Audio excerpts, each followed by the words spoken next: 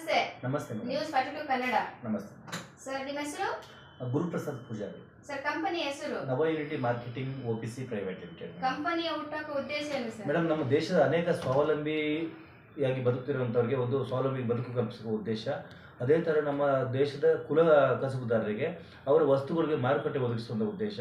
ಅದೇ ಥರ ಇವತ್ತು ಅನೇಕರು ಮೊಬೈಲ್ಗಳನ್ನ ತಗೊಂಡು ಮೊಬೈಲಲ್ಲಿ ವಸ್ತುಗಳನ್ನ ಸುಮ್ಮನೆ ಯೂಸ್ ಮಾಡ್ಕೊಂಡು ಹಾಳು ಮಾಡ್ತಿದ್ದಾರೆ. ಡೈಲಿ ಒಂದು ಇಂಟರ್ನೆಟ್ಗಳಾಗಿರ್ಬೋದು, ಅವರಿಗೆ ಡಿಜಿಟಲ್ ಮಾರ್ಕೆಟಿಂಗ್ ಕೊಡೋ ಮುಖಾಂತರದಿಂದ ಅವರು ಕೂಡ ಸಂಪಾದನೆ ಮಾಡೋಕ್ಕೆ ಒಂದು ಅವಕಾಶನ ಕೊಡ್ತಾ ಇದ್ದೀವಿ.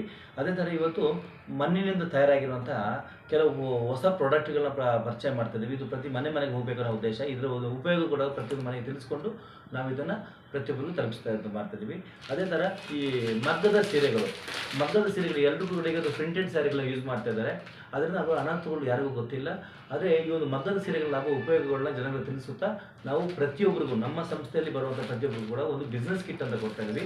ಈ ಬಿಸ್ನೆಸ್ ಕಿಟ್ ಮುಖಾಂತರದಿಂದ ಅವರಿಗೆ ಸಂಪಾದನೆ ಯಾವ ಥರ ಮಾಡ್ಬೋದು, ಅದೇ ಥರ ಅವ್ರಿಗೆ ಯಾವ್ಯಾವ ಥರ ಜೀವನಕ್ಕೆ ಉಪಯೋಗಗಳಿದ್ದಾವೆ ಇದನ್ನು ತಿಳಿಸ್ತಾ ನಾವು ಇವತ್ತು ನಮ್ಮ ಪ್ರತಿಯೊಬ್ಬರು ಕೂಡ ಈ ದೇಶದಲ್ಲಿರೋ ಪ್ರತಿಯೊಬ್ಬರು ಕೂಡ ಪಾರ್ಟ್ ಟೈಮಲ್ಲಿ, ಫ್ರೀ ಟೈಮಲ್ಲಿ, ಫುಲ್ ಟೈಮಲ್ಲಿ ಕೆಲಸ ಮಾಡೋಕ್ಕೆ ಒಂದು ಅವಕಾಶಗಳು ಕೊಡ್ತಾ ಇದ್ದೀವಿ. ಅವರು ಸ್ವಾವಲಂಬಿಯಾಗಿ ಬದುಕು ಕಲ್ಪಿಸೋಕೆ ಕೂಡ ಈ ಒಂದು ಅವಕಾಶಗಳಿರ್ತವೆ ಮೇಡಮ್.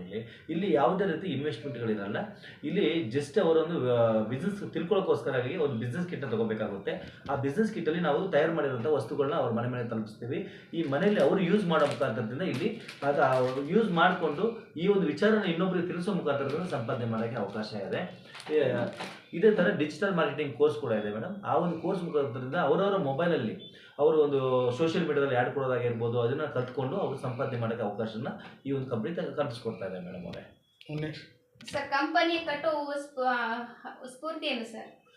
ಮೇಡಮ್, ಇವತ್ತು ನಮ್ಮ ದೇಶದಲ್ಲಿ ಅನೇಕರಿಗೆ ನಾವು ಸಮಾಜ ಸೇವಕರಾಗಿ ನಾವು ಹೋದಾಗ ತುಂಬ ಜನರಿಗೆ ತುಂಬ ಕಡೆ ನಾವು ನೋಡ್ತಾ ಇದ್ದೀವಿ. ಅನೇಕರು ಕೂಡ ಇವತ್ತು ಓದಿದ್ದಾರೆ, ಎಜುಕೇಷನ್ ಆಗಿದ್ದಾರೆ, ಕೆಲವರು ಅನಾರೋಗ್ಯದಿಂದ ಮನೇಲಿದ್ದಾರೆ. ಅವ್ರಿಗೆ ಎಕ್ಸ್ಟ್ರಾ ಸಂಪಾದನೆ ಅಲ್ಲದೆ ಇವತ್ತು ದಿನನಿತ್ಯ ಸಾಲಗಳ ಮೇಲೆ ಸಾಲಗಳು ಮಾಡ್ಕೊಂಡಿದ್ದಾರೆ. ಆದರೆ ಅಂಥವ್ರಿಗೆ ಒಂದು ಎಕ್ಸ್ಟ್ರಾ ಸಂಪಾದನೆ ಒಂದು ಅವಕಾಶ ಬೇಕಾಗಿದೆ ಮೇಡಮ್. ಆ ಒಂದು ಯೋಚನೆ ಮಾಡಿದಾಗ ನಮಗೆ ಹುಟ್ಟಿದ್ರು ಇವತ್ತೊಂದು ನವ ಯೂನಿಟಿ ಅನ್ನೋ ಸಂಸ್ಥೆ. ಇದರ ಉದ್ದೇಶನೇ ಪ್ರತಿಯೊಬ್ಬರು ಕೈಲಿ ಕೂಡ ಒಂದು ಎಕ್ಸ್ಟ್ರಾ ಸಂಪಾದನೆ ಬೇಕು. ಆ ಸಂಪಾದನೆ ಕೊಡುವಂಥ ಉದ್ದೇಶ ನಮ್ಮಲ್ಲಿ ಆಗಿರೋದ್ರಿಂದ ಅವರೇ ನನಗೆ ಎಲ್ಲ ಒಂದು ಕಷ್ಟದಲ್ಲಿರುವಂಥ ಕೆಲವು ಫ್ಯಾಮಿಲಿಗಳು, ಆ ಒಂದು ಕುಟುಂಬಗಳೇ ನನಗೆ ಇವತ್ತು ಸ್ಫೂರ್ತಿಯಾಗಿದೆ ಮೇಡಮ್.